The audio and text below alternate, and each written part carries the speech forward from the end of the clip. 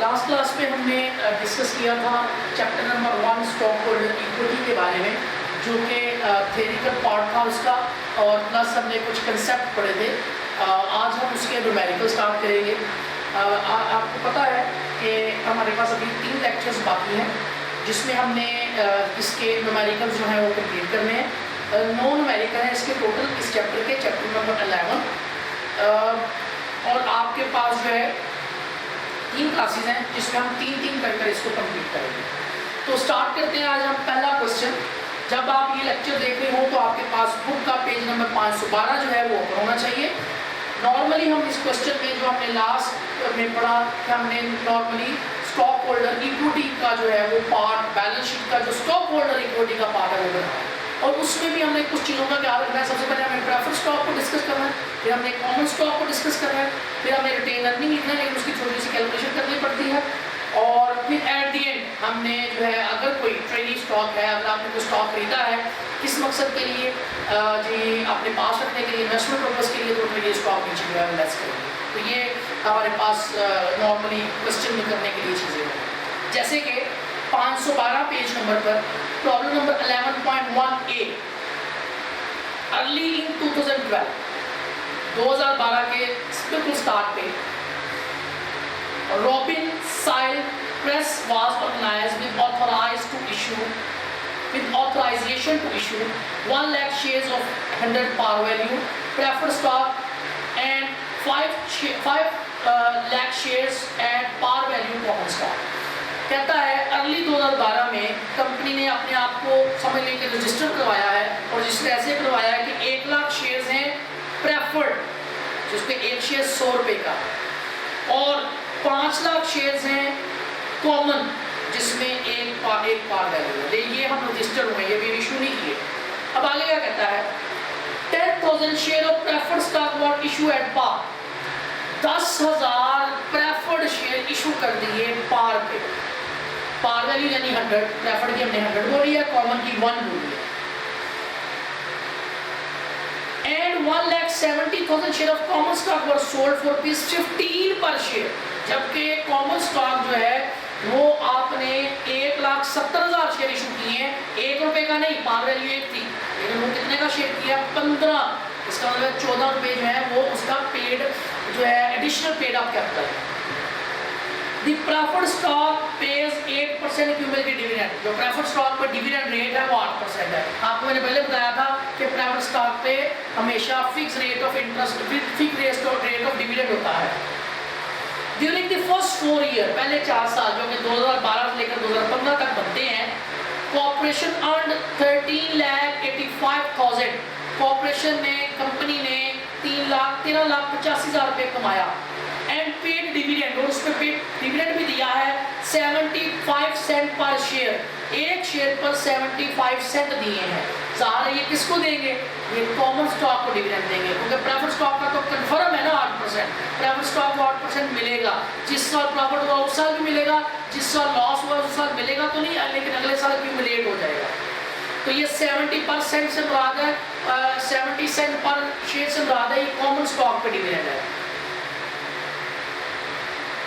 Prepare the stakeholders equity section on the balance sheet 31st December, including a supporting schedule showing your computation of the amount earning reported।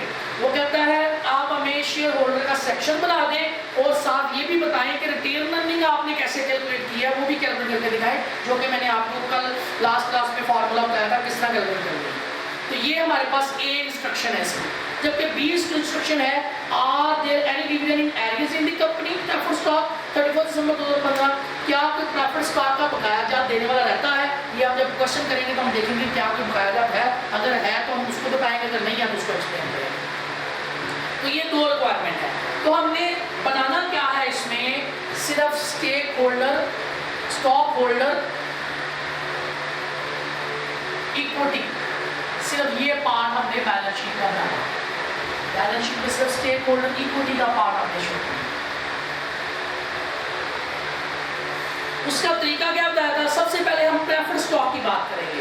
हमारे पास जो preferred stock है वो 8%, उसका पूरा नाम लिखेंगे 8% preferred stock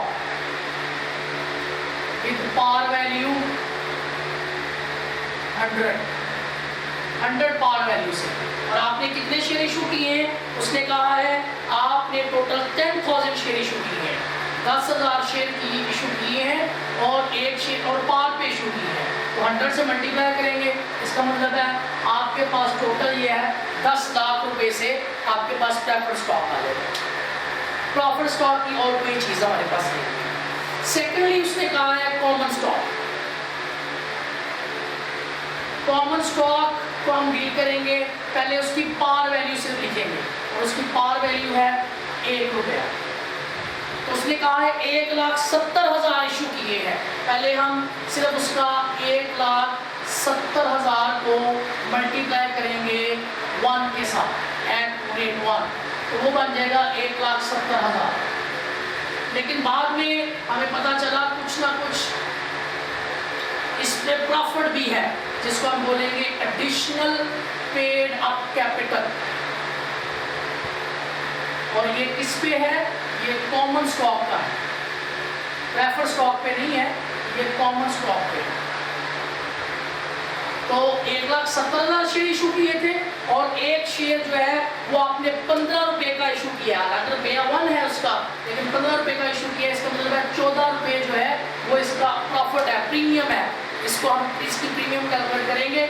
1,70,000 को हम 14 से मल्टीप्लाई करेंगे तो हमारे पास आंसर आ जाएगा 23,80,000। तो ये हमारे पास कैपिटल आ गया 23,80,000। उसके बाद हम लिखते हैं, ऐड इसमें करते हैं रिटेन अर्निंग। लेकिन मैंने आपको बताया था रिटेन अर्निंग कैलकुलेट करनी पड़ेगी। रिटेन अर्निंग को कैलकुलेट करने का तरीका एक बताया था।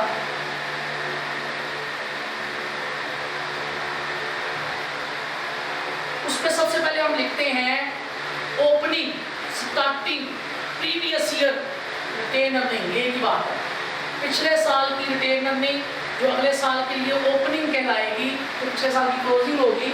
सबसे पहले हम वो लिखेंगे, जो कि इस क्वेश्चन में उसने बताया आपका नया बिजनेस है, आप अभी ऑथोराइज्ड हो रहे हैं, तो ये आपके पास रिटेन अर्निंग 0 है। उसके बाद आपने जो नफा कमाया, ऐड नेट प्रॉफिट। इसमें नेट लॉस नहीं है, नेट प्रॉफिट है। और वो आपने कितना नफा कमाया है? 13,85,000 रुपये। 13,85,000। हाँ, मेरे पास बुक का एडिशन डिफरेंट है, हो सकता है दूसरी बुक्स के जो आपके पास एडिशन हो, तो एक दो बच्चा ऐसा था जिसका एडिशन डिफरेंट था, तो हो सकता है अमाउंट डिफरेंट हो, इसलिए इस बात से आपने टेंशन ही नहीं। तो ये हमारे पास आ गया, नेट लॉस तो नहीं है।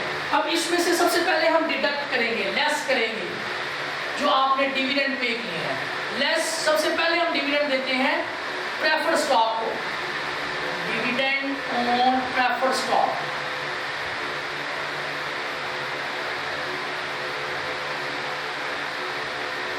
वो कितना होगा? जबकि हमें पता है प्रेफर्ड स्टॉक को आपने 10 लाख के शेयर इशू किए हैं और आपको जो डिविडेंड देना पड़ेगा दैट इज 8%। तो हमारे पास जो है वो 80,000 रुपये इसका 1 साल का डिविडेंड बनेगा। 1 साल का डिविडेंड 80,000 रुपये। और आपको कितने साल का बाद उसने बताया? ड्यूरिंग द फर्स्ट 4 ईयर, 2012, 13, 14 और 15, 4 सालों की कैलकुलेशन करनी है। तो 4 सालों का इसका डिविडेंड बन जाएगा 3,20,000। एक तो आप ये माइनस करेंगे, उसके बाद आप लेस करेंगे dividend on common stock. Common stock पे जो डिविडेंड है, अब जो कॉमन स्टॉक पे डिविडेंड ले लेना है उसकी फेस वैल्यू लेनी है, उसका ये एडिशनल पेड अप कैपिटल नहीं उठा लेना। तो आपके जो कॉमन स्टॉक जो शेयर इशू किए हुए हैं वो 1,70,000 रुपये से हैं और हर शेयर पर जो डिविडेंड है वो उससे होता है 75 सेंट्स यानी 75 पैसे, 0.75। और कितने सालों के लिए कैलकुलेट करना है? 4 साल, क्योंकि हर साल प्रॉफिट हुआ है, कोई भी साल नुकसान का नहीं है।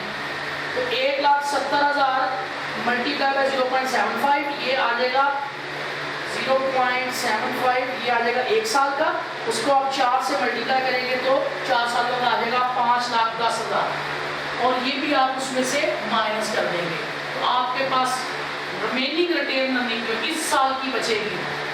इससे मुराद क्या है कि पिछले साल के जो रिटेन करके कंपनी ने बचा के रखे थे नागहानी हालात के लिए, वो कोई नहीं था।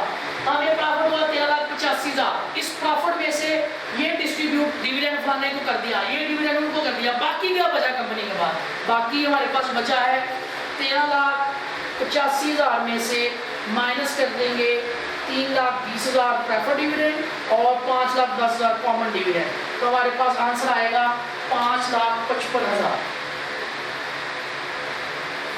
दोबारा से कैलकुलेट कर लेता हूँ, 13,85,000 हमारे पास था और इसमें से माइनस किया 3,20,000 और माइनस किया 5,10,000। हाँ जी, 5,55,000 जो है ये रिटेन अर्निंग आएगा।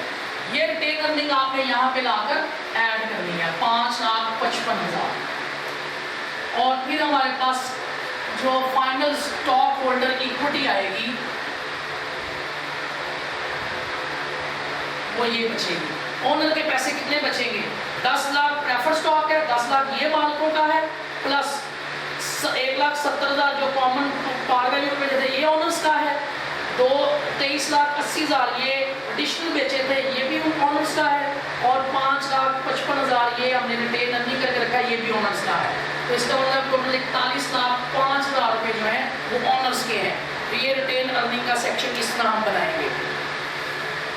ए पोर्शन आपका मुकम्मल हो गया। अब बी पोर्शन में मैं कहता है are there any dividend in arrears on the company preferred stock है दिसंबर 31 दिसंबर 2015, 31 दिसंबर को कोई प्रेफर्ड स्टॉक का कोई डिविडेंड बकाया जा तो नहीं रह गए? एक्सप्लेन योर आंसर, अपने आंसर को एक्सप्लेन करें। हम यहाँ पे कहेंगे कोई बकाया जात नहीं रह गए, no arrears left for the preferred stock. क्यों? क्योंकि कंपनी को लॉस हुआ ही नहीं। अगर लॉस होता तो उस साल का डिविडेंड अगले साल बकाया रह जाता, उससे अगले साल अगर हमें प्रॉफिट ना होता तो हम क्या करते, उससे अगले साल बकाया जात चले जाते, और उससे अगले साल हम बताते कि भाई 2 सालों का बकाया जात रहता है। लेकिन अगर तीसरे साल हमें प्रॉफिट हो जाता तो हमने वो 2 सालों का पिछला भी पे करना था, तीसरे साल का भी पे कर देना था। तो तीसरे साल के एंड पे हम ये डिसीजन देते हैं भाई अब कोई प्रॉफिट शेयर बकाया नहीं है, डिविडेंड बकाया नहीं है, क्योंकि 2 सालों का डिविडेंड बकाया था वो हमने दे दिया। लेकिन यहाँ पे तो 4 साल गुजरे हैं, एक भी साल भी ऐसा नहीं गया जिसमें हमें लॉस हुआ है। हमने हर साल उनको डिविडेंड पे किया 4 के 4 सालों का, इसलिए कोई भी प्रेफर्ड स्टॉक का डिविडेंड बकाया नहीं रहा। ये आपका आंसर होगा। तो ये हो गया क्वेश्चन नंबर 11.1। हमने जो है जो अभी सॉल्व किया है ये 11.1 है। इसी तरह में तकरीबन क्वेश्चन है आपके तकरीबन नॉर्मल, लेकिन हर किसी में थोड़ा सा फर्क आएगा। जैसे कि ट्रेजरी स्टॉक की बात की, जैसे कि स्टॉक स्प्लिट की, जैसे कि कोई प्रेफर्ड स्टॉक जो है वो पे एडिशनल पेड ऑफ कैपिटल पे आ सकता है, सो ऑन। कई चीज़ें जो है आहिस्ता आहिस्ता इसमें ऐड होंगी, लेकिन 90% क्वेश्चन यही होगा। अभी हम चलते हैं अपने क्वेश्चन नंबर 2 की तरफ।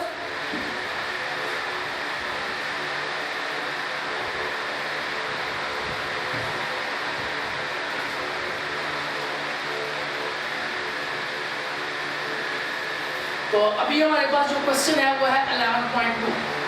आपके पास उसी तरह पेज जो है बुक का 512 ओपन होना चाहिए। प्रॉब्लम नंबर 11.2 ए, उसमें लिखा हुआ है McMinn publication was organised early in 2010 with authorization to issue 20,000 share of 100 par value preferred stock and 1 million share $1 par value common stock। आपकी कंपनी एक कंपनी है जिसका नाम है मैकमिन पब्लिकेशन, जो कि रजिस्टर्ड है। 20,000 शेयर्स हैं, 100 रुपये का एक शेयर है प्रेफर्ड स्टॉक के हिसाब से। 20,000 प्रेफर्ड शेयर्स और एक शेयर 100 रुपये का, जबकि 1 मिलियन से बराबर 10 लाख कॉमन शेयर से वो रजिस्टर्ड है और वो शेयर 1 रुपये का है।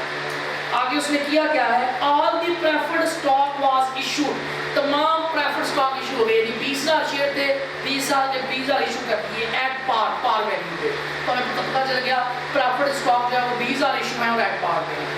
उसके बाद उसने कहा and 3 lakh share of common stock were sold, और 3 लाख शेयर जो है वो कॉमन स्टॉक के बिके हैं, लेकिन वो 1 रुपये का नहीं बिका, वो 20 रुपये का बिका है। इसका मतलब है 19 रुपये एडिशनल पैसे आपको मिल गए। The preferred stock pays are 10% cumulative dividend, जो प्रेफर्ड स्टॉक है उस पर 10% डिविडेंड है। तो हमने बताया था कि प्रेफर्ड स्टॉक पे हमेशा डिविडेंड रेट मेंशन होगा। During the first 5 years operation 2010 से लेकर 14 तक, 10, 11, 12, 13, 14, 5 साल, दी operation earn a total 45,60,000 and paid dividend. कहता है उसको टोटल 45,60,000 रुपये का मुनाफा हुआ है 5 सालों में, जबकि उसने डिविडेंड पे किया 1 per share to the common stock, और कॉमन स्टॉक को ₹1 पर शेयर जो है वो पेमेंट की है डिविडेंड की। अब 1 शेयर तो इसको मिल गया, तो प्रेफर्ड को क्या मिलेगा? प्रेफर्ड को हमने पहले बता दिया कि 10% उसको हर दफा 10% मिलेगा। However, the corporation reported a net loss of ₹18,25,000 and paid no dividend। कहता है 2015 यानी आखिरी साल में कंपनी को लॉस हो गया। जब कंपनी को लॉस हो गया है तो कंपनी ने कोई डिविडेंड पे नहीं किया। जब कंपनी ने कोई डिविडेंड पे नहीं किया, इसका मतलब है कॉमन स्टॉक का डिविडेंड मर गया, लेकिन प्रेफर्ड स्टॉक का फिर भी कुछ ना कुछ आपने देना है, लेकिन अगले साल क्यूमुलेट करके देंगे। Prepare the stock holder equity section, उसी तरह आपने बैलेंस शीट में स्टॉक होल्डर इक्विटी सेक्शन बनाना है 31 दिसंबर 2015 को। Include a supporting schedule showing your computation of retained earning, और रिटेन अर्निंग का भी आपने उसमें पार्ट बताना है वो कैसे कैलकुलेट की है। आगे ये है ए पार्ट। बी पार्ट में कहता है draft a note to the company the financial statement disclose any dividend in arrears at end of December 2015। कहता है 31 दिसंबर 2015 तक अगर कोई एरियर्स बकाया जा बचे हैं, ज़्यादा इस दफा बचेंगे तो वो भी बताएं। No do the dividends in arrears appear as a liability of the corporation at the end of 2015। क्या ये लायबिलिटी में आएंगे या नहीं? तो ये बी और सी ऑप्शन जो है एक्सप्लेन करने के, ये हम बाद में एक्सप्लेन करेंगे। पहले हम शेयर होल्डर्स का इक्विटी सेक्शन बनाएंगे, उसी तरह हम बैलेंस शीट का आधा फॉर्मेट जो है वो बनाएंगे। उसके अंदर सबसे पहले जो चीज हम मेंशन करेंगे that is called 10% preferred stock, जिसकी पार वैल्यू जो है वो 100 है। उसमें आपने 20,000 शेयर रजिस्टर थे, 20 के 20 इशू कर दिए, ज़ाहिर पार पे ही दिए, उसने क्वेश्चन में बताया हुआ है, तो इसका मतलब है आपके पास जो है 20 लाख रुपए प्रेफर्ड स्टॉक की मद में आएगा। उसके बाद आपने कॉमन स्टॉक इशू किया है जिसकी पार वैल्यू 100 थी, और सॉरी पार वैल्यू जो है 1 थी, और आपने इसके 3 लाख शेयर इशू किए थे, और ज़ाहिर है पार वैल्यू पे आप ₹1 ही लेंगे, ये 3 लाख बनेगा। लेकिन आपने इसको पार पे इशू नहीं किया, आपने कुछ ना कुछ एक्स्ट्रा पे इशू किया, that is called additional paid up capital. और वो कितना था? आपने उसको ₹19 एक्स्ट्रा पे किया, यानी टोटल ₹20 का इशू किया, लेकिन आप ₹19 उसमें एडिशनल आएंगे, ₹1 उसकी जेन्युइन जो है वो प्राइस बनती है। तो 3 लाख मल्टीप्लाई बाय 19, तो ये बन जाएगा 57 लाख। 57 लाख रुपया जो है वो आपका आ जाएगा एडिशनल पेड अप कैपिटल। उसके बाद आपने इसमें ऐड करनी होती है रिटेन अर्निंग, लेकिन रिटेन अर्निंग के लिए आपको कैलकुलेशंस करनी पड़ेगी।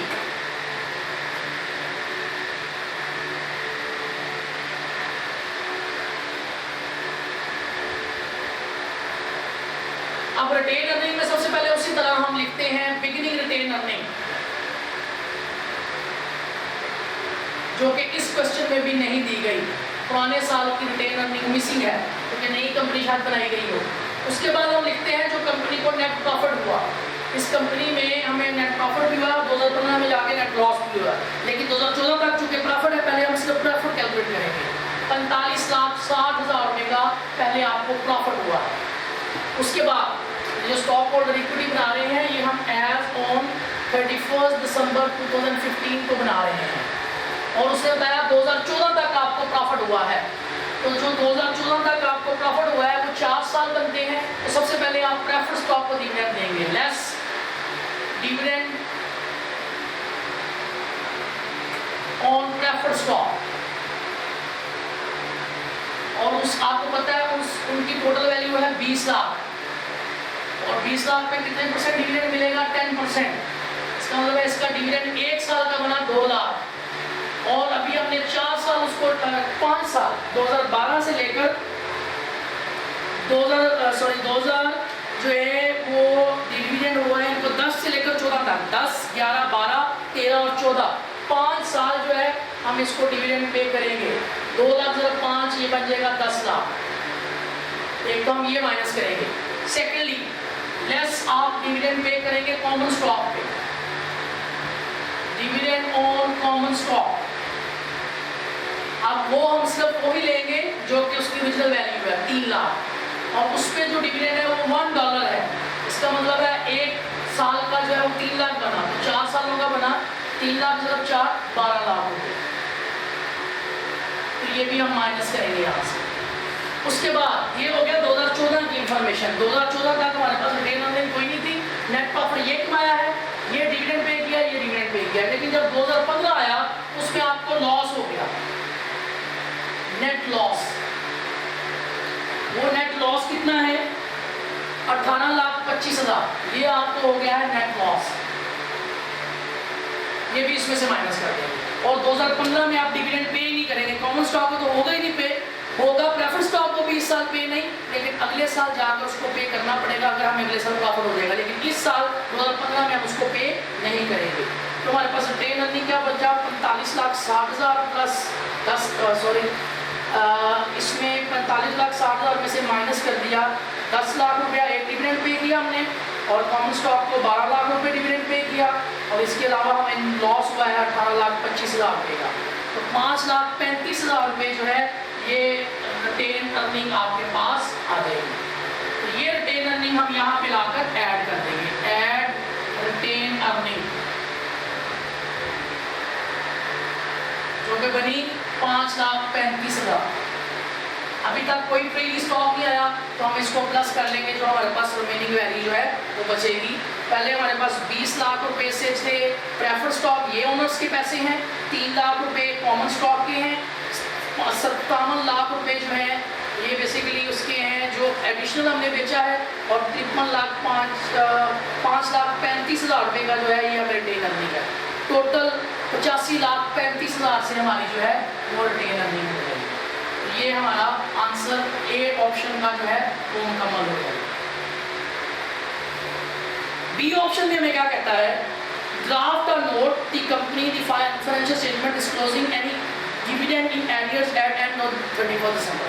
तो आप उसको बताएंगे at the end of 31 December. B option में आपने बताना है कोई डिविडेंड एरियर रह गया या नहीं रह गया, तो आप डिविडेंड एरियर बताएंगे, क्योंकि 31 दिसंबर 2015 को हमें हो गया था लॉस, तो इसलिए कॉमन स्टॉक को हम पे ही नहीं करेंगे, लेकिन प्रेफर्ड स्टॉक का जो हिस्सा है वो बकाया बच जाएगा।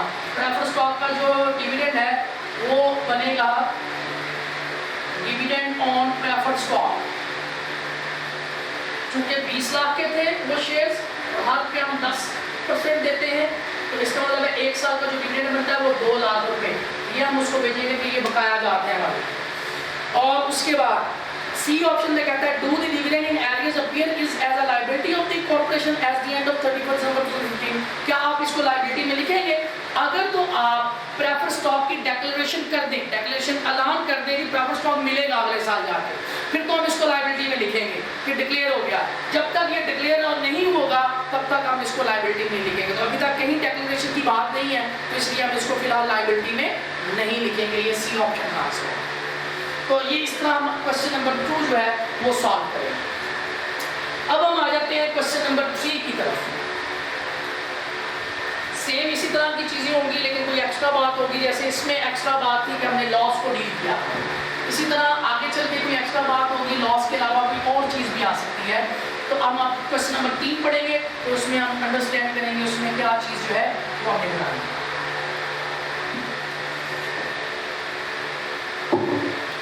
11.3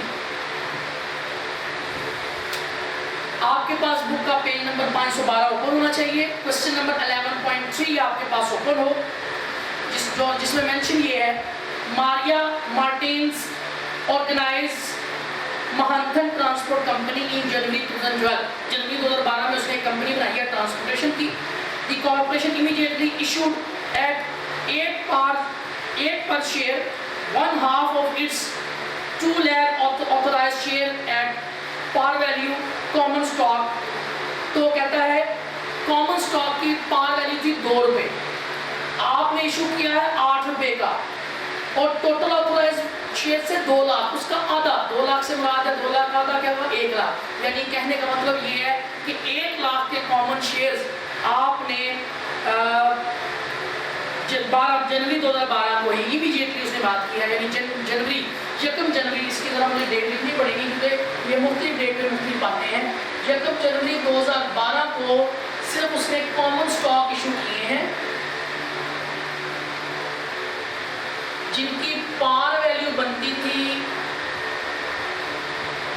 2 रुपए, इशू किए गए हैं 8 रुपए का, और कितने इशू किए गए हैं?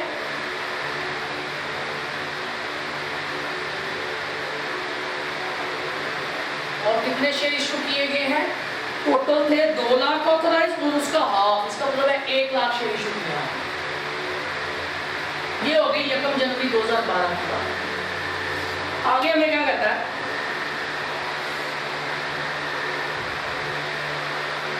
ऑन जनवरी 2013, अगली जनवरी की बात आ गई, 2 जनवरी 2013, यानी पूरे 1 साल बाद। 1 साल बाद क्या हुआ? The corporation sold at par value the entire 5000 authorized share। 5000 share जो हैं वो उसने 8% उस पे सूद बनता था, पार वैल्यू पे इशू कर दिए। यानी आपने अब शेयर किए हैं प्रेफर्ड शेयर इशू किए हैं जिनकी पार वैल्यू थी 100 रुपया, और आपने इशू भी 100 के ही किए हैं, लेकिन वो जो इशूड शेयर हैं वो टोटल है 5000 शेयर किए हैं, लेकिन 1 साल बाद 2013। उसके बाद हमें कहता है ऑन जनवरी 2014, फिर 1 साल बाद 2014 में जा, the company assigned needed capital fund, the company again needed capital and issued 5000 share of authorized 10,000 share of non-par cumulative preferred stock for a total 5,12,000। कहता है आपने 2 जनवरी 2014 को आपने अगेन, आपको पैसों की जरूरत पड़ गई एंड इशूड, आपने इशू कर दिए 5000 shares of an authorised share जो कि प्रेफर्ड स्टॉक थे 5,12,000। The no par shares have added shares taken dividend 9%, इसका मतलब है ये भी प्रेफर्ड है, लेकिन ये पार पे नहीं इशू किए गए। प्रेफर्ड स्टॉक फिर इशू किए गए हैं, बट ये नो पार वैल्यू शेयर है, जिनकी कोई पार वैल्यू नहीं थी। और ये कितने के इशू किए गए हैं? टोटल जो इनकी वैल्यू है, टोटल वैल्यू ऑफ शेयर, क्योंकि इनकी पार वैल्यू नहीं है, लेकिन टोटल वैल्यू ऑफ जो शेयर्स का इनको पैसे मिले हैं वो 5,12,000 रुपये मिले हैं, टोटल जो शेयर्स की वैल्यू मिली है। और ये जो शेयर थे, जो ऊपर वाले प्रेफर्ड स्टॉक थे, वो उसका परसेंटेज थी प्रॉफिट की 8%, लेकिन ये जो इशू किए हैं इनकी प्रॉफिट जो डिविडेंड है वो 9% जो है वो डिविडेंड करेगा। The company declared no dividend in 2012 and 13। Company ने 2012 और 2013 यानी जो पहले 2 साल हैं इसमें डिविडेंड नहीं दिया। उसके बाद at the end of 2013 its retained earning were 1,60,000। 2013 के एंड पे जो रिटेन अर्निंग थी, यानी ओपनिंग रिटेन अर्निंग, लेकिन ये भी 2013 के एंड पे retained earning at the end of 2013 जो कि आपके पास थी 1,70,000। ये टोटल रिटेन अर्निंग आपके पास पड़ी हुई थी। उसके बाद during 2014 and 15 combined the company earned a total 8,90,000। Company ने टोटल प्रॉफिट कमाया है 8,90,000 रुपये 2 सालों में, 2014 और 15। Dividend of 50 cents per share in 2014 and 1.60 per share 2015। दो कॉमन स्टॉक वालों को, प्रेफर्ड स्टॉक वालों को तो पता ही होता है 8% और 9% देना है। कॉमन स्टॉक वालों को 2014 में जो डिविडेंड पे किया है उसका रेट है 50 सेंट, और जो कॉमन स्टॉक वालों को 2015 में डिविडेंड दिया गया है उसका रेट है 1.60 पर शेयर।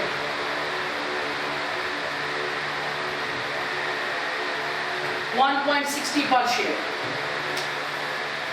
अब आपको क्या कह रहा है, prepare the stock holder equity section of the balance sheet 31 December including a supporting calculation, retained earning के स्पोर्टिंग कैलकुलेशन भी बताएं।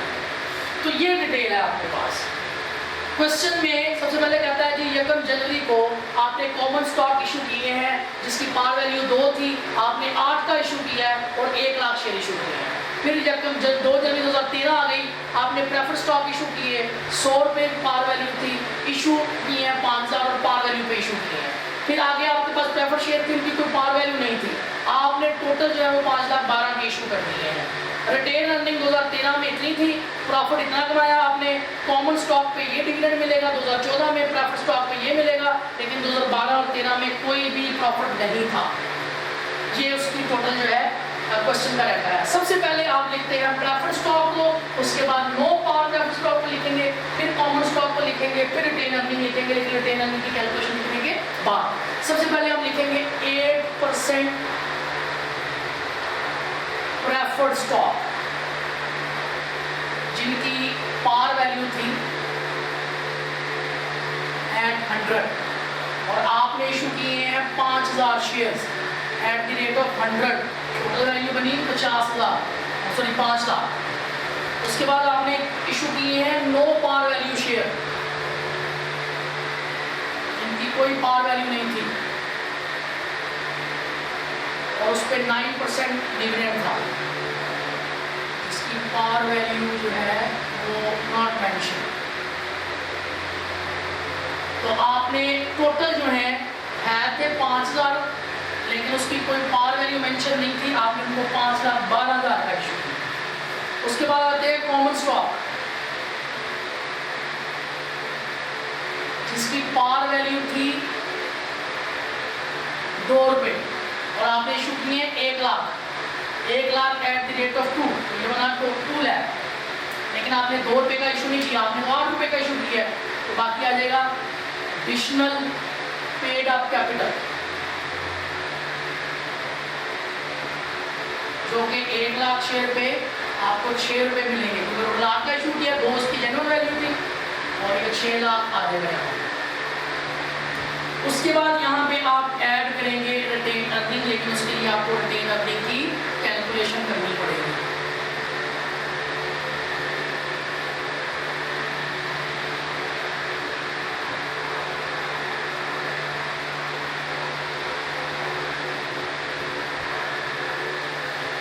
तो मैं रिटेन अर्निंग की कैलकुलेशन यहाँ पे कर रहा हूँ।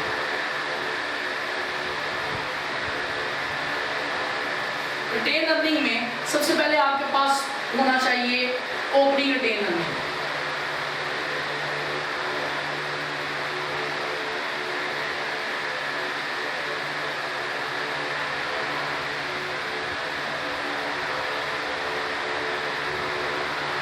जो कि हमारे पास थी 1,70,000। उसके बाद ऐड इसमें होता है नेट प्रॉफिट जो कि टोटल है 8,90,000। इसके बाद आपने इसमें से लेस करना होता है डिविडेंड। इसमें सबसे पहले हम करते हैं, पहले हम देंगे 9% प्रेफर्ड डिविडेंड वाले को।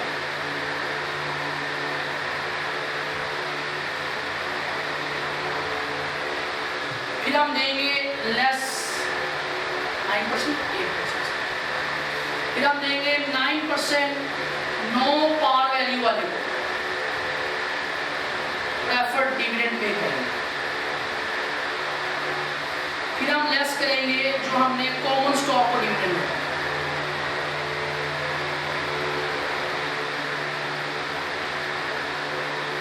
उसके बाद हमारे पास फाइनल रिटेन अर्निंग आएगी, क्योंकि कोई लॉस नहीं है, तो लॉस होता है तो माइनस करेंगे। हमारे पास यहाँ पे फाइनल रिटेन अर्निंग। अब एक बार याद रखें, क्योंकि 2012 और 13 में नो प्रॉफिट नो डिविडेंड हुआ, कोई प्रॉफिट नहीं हुआ, कोई डिविडेंड पे नहीं हुआ, इसलिए कॉमन स्टॉक वालों को ना 2012 में प्रॉफिट मिलेगा ना 2013 में प्रॉफिट मिलेगा। कॉमन स्टॉक वालों को 2014 और 15 में मिलेगा, उसका रेट उसने खुद बता दिया। कॉमन स्टॉक को 2014 में मिलेगा उसका ये रेट है, 2015 में मिलेगा उसका ये रेट है। तो कॉमन स्टॉक की हम कैलकुलेशन 2 के हिसाब से करेंगे, लेकिन वो बाद में कैलकुलेट करेंगे। उससे पहले हमने सबसे पहले जो कैलकुलेट करना है वो इस प्रेफर्ड स्टॉक का डिविडेंड कैलकुलेट। अब प्रेफर्ड स्टॉक 2013 को हालांकि हमने डिविडेंड नहीं दिया, लेकिन उसका डिविडेंड एक्यूमुलेट हो जाएगा, तो 2013 का डिविडेंड मिलेगा इसको, 2014 का भी मिलेगा, 2015 का भी मिलेगा। प्रेफर्ड डिविडेंड को, प्रेफर्ड शेयर वालों को 3 साल का डिविडेंड मिलेगा, जबकि जो non par value profit stock है वो 2014 को इशू किए थे, इनको भी मिलेगा 2014 का भी, 2015 का भी 9% के हिसाब से। इनको 3 साल का मिलेगा 8% के हिसाब से। तो सबसे पहले हम प्रेफर्ड स्टॉक की कैलकुलेशन करेंगे, जो कि प्रेफर्ड स्टॉक पहले खरीदे थे, जिनको $8 पर शेयर के हिसाब से जो है हमारा डिविडेंड बनता है। तो जो प्रेफर्ड स्टॉक था पहला, वो है हमारे पास 5 लाख रुपए से। इन पे जो डिविडेंड है वो 8% के हिसाब से है, और इनको डिविडेंड मिलेगा 3 साल का। एक साल जो 2013 में हमने इशू नहीं किया था डिविडेंड, लेकिन उस साल का फिर इसका क्यूमुलेट हो गया होगा, फिर 2014 का मिलेगा, 2015 का, तो 3 साल का मिलेगा। तो 5 लाख का 8% लेंगे फॉर 3 ईयर्स, ये बनेगा 1,20,000। एक तो ये हमने लेस करना। उसके बाद आ जाते हैं 9% नो पार वैल्यू, वो इशू किया था 2014 को, तो इनको मिलेगा 2 साल का। 5 लाख का, इनकी फेस वैल्यू 5 लाख ही बनती है, वो जो 12,000 है वो ज़्यादा एक्स्ट्रा पे की है, हम 5 लाख पे ही डिविडेंड देंगे। कभी भी 5,12,000 पे जो एक्स्ट्रा वैल्यू होती है उस पर कभी हम डिविडेंड नहीं देते। 5 लाख का 9%, लेकिन इनको 2 साल का मिलेगा। 5 लाख का 9% और 2 ईयर्स, इनका बनेगा 90,000 रुपये डिविडेंड। अब आ जाते हैं कॉमन स्टॉक पे। कॉमन स्टॉक पे भी 2013 और 14 में मिलेगा, लेकिन 2013 में 50 सेंट के हिसाब से, 2014 में 50 सेंट के हिसाब से। पहले हम यहीं पे कैलकुलेशन कर लेते हैं कॉमन स्टॉक डिविडेंड की कैलकुलेशन यहाँ पे कर लेते हैं। कॉमन स्टॉक डिविडेंड 2014 का जो डिविडेंड है वो कितना होगा? कॉमन स्टॉक जो शेयर है वो 2 लाख रुपए से है। 2 लाख रुपए पे इनको 50 सेंट यानी 50% जो है वो डिविडेंड मिलेगा। तो 2 लाख का 50%, तो ये आ जाएगा 1 लाख रुपए। एक तो ये इसका डिविडेंड होगा 2014 का, जबकि 2015 का कितना मिलेगा? 2 लाख पे 1.64 पर शेयर, एक शेयर पे 1.64, तो 5,000 शेयर हैं। इसके हम शेयर्स लिखेंगे। टोटल शेयर्स कितने हैं? 1 लाख। 1 लाख शेयर्स पे 1.64 पर शेयर, तो 1 लाख शेयर है इसके। तो ये जो है ये सेंट में दिया है, पैसों में दिया है, इसको हम पैसों से मल्टीप्लाई करेंगे, लेकिन ये पर शेयर्स में दिया गया है, तो इसको हम शेयर से मल्टीप्लाई करेंगे। शेयर है लाख, कीमत है 2 लाख, तो शेयर को हम देंगे 1.64। 1 लाख शेयर पे 1.64 के हिसाब से 1,64,000 रुपया बनेगा इसका।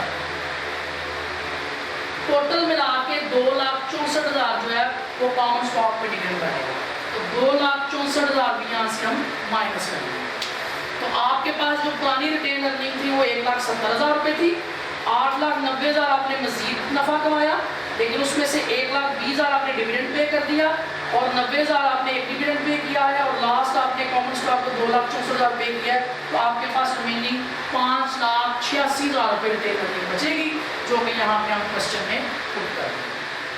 उसके बाद हम देखेंगे हमारे पास टोटल रिटेन अर्निंग कितनी होगी। 5,86,000 ये बन गया। 6 लाख से हमारे पास एडिशनल पेड अप कैपिटल है, 2 लाख से हमारे पास जो है वो कॉमन स्टॉक डिविडेंड है, और 5,12,000 से नॉन पार वैल्यू है, और 5 लाख रुपए से प्रेफर्ड डिविडेंड है। तो ये 23,98,000 रुपये जो है हमारी टोटल इक्विटी बनेगी। तो इस तरह जो है हम इस क्वेश्चन को सॉल्व करेंगे। ये था क्वेश्चन का पार्ट ए। पार्ट बी भी इसमें कुछ हमें एक्सप्लेन करने के लिए कह रहा है। assume that on January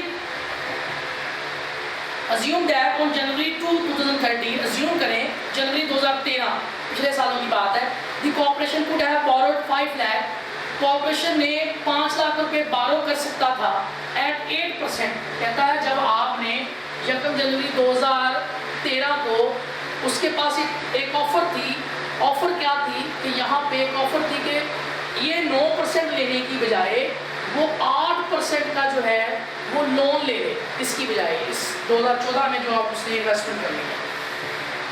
तो जनवरी the corporation could have borrowed 5 lakh at 8% interest on long term basis instead of issuing 5000 share at 100। कहता है सॉरी यहाँ पे 5000 शेयर की बात हो रही है, इनके बारे में भी बात कर रहा है। 2013 अर्ली में जब आपने 8% प्रेफर शेयर पे ये 8% पे इशू किए, इसी के साथ आपके पास एक पैरेलल ऑप्शन थी कि 8% पे आप 5 लाख का लोन ले लेते, यानी आपने 8% शेयर प्रेफर शेयर को सिलेक्ट किया है। वहीं भी आपके पास एक और ऑप्शन भी थी कि आप प्रेफर शेयर ना इशू करें, आपको 5 लाख चाहिए ना, आपको ये प्रेफर शेयर पे 5 लाख चाहिए तो आप 5 लाख बैंक से लोन ले लें, बैंक भी आपको 8% पे लोन दे रहा है और प्रेफर स्टॉक भी आपको 8% पे इशू करने पड़ रहे हैं। तो identify 2 reasons a corporation may choose to issue cumulative preference stock rather than the financing operation with long term debt। तो आप ये बताएं कि कंपनी ने ये 5 लाख किसी बैंक से उधार लेने की बजाय इसको क्यों प्रेफर किया? 2 रीजंस बताएं। तो पहली रीजन, सबसे पहली रीजन ये है कि वो 8% जो है बैंक से अगर लोन लिया जाता तो हमें अगर नुकसान हो जाता, जैसे कि हमें 2013 में हुआ भी, हमें अगर नुकसान हो जाता तो हमें फिर भी सूद पे करना ही पड़ना था उसी साल। लेकिन प्रेफर्ड डिविडेंड में हमें ये फायदा था कि देना इस केस में भी है, लेकिन जिस साल हमें नुकसान हुआ है उस साल हमें उस साल नहीं देंगे, उससे अगले साल एक्यूमुलेट करके दे देंगे। एक तो ये फायदा था। सेकेंडली इस केस के अंदर, प्रेफर स्टॉक के केस के अंदर, यानी शेयर के केस के अंदर, आपकी कंपनी जब चाहे पैसे देकर शेयर ले लेती है, लेकिन लोन के केस में ऐसा नहीं है। लोन के केस की जो उसकी ड्यू डेट बनती है, चाहे उस दिन आपके पास पैसे हैं या नहीं है, आपको उस दिन पैसे पे वापस करने पड़ेंगे। तो ये भी एक इसका नुकसान है। तो ये 2 रीजन दे सकते हैं आप। इन 2 रीजंस की वजह से उसने इस लोन के साथ जाने की बजाय, हालांकि यहाँ पे भी 8% था, यहाँ पे भी 8% था, उसने प्रेफर्ड स्टॉक को सिलेक्ट किया। तो ये आपने यहाँ पे एक्सप्लेन किया। आई थिंक ये 3 सवालों की आपको समझ आ गई होगी। नेक्स्ट हमारे पास 2 क्लासेस बची हैं। अभी हमारी 8 क्लासेस जो है वो ऑनलाइन हो गई, जिसमें हमने पहली क्लास में आपको स्टार्ट करवाया था प्लांट एंड इंटेंजिबल एसेट्स, जिसमें हमने पहले 3 लेक्चर उस पर दिए, उस चैप्टर को कंप्लीट किया। उसके बाद हमने अगले 3 चैप्टर जो है वो अपने 10वें चैप्टर लाइबिलिटीज पे लगाए। 6 लेक्चर हमारे वहाँ पे मुकम्मल हो गए और 2 लेक्चर हमने अभी इस पे लगाए हैं। हमारे पास जो लास्ट चैप्टर है, चैप्टर 11 शेयर होल्डर इक्विटी, इस पे लगाए हैं। अब हमारे पास लास्ट 2 लेक्चर बचे हैं जो कि हम लगाएंगे इंशाल्लाह। स्टॉक होल्डर इक्विटी के हमारे पास 6 क्वेश्चन बचे हैं। एक क्लास में हम 3 क्वेश्चन करेंगे और फिर आखिरी क्लास में हम रिमेनिंग 3 क्वेश्चन करेंगे। Thank you very much.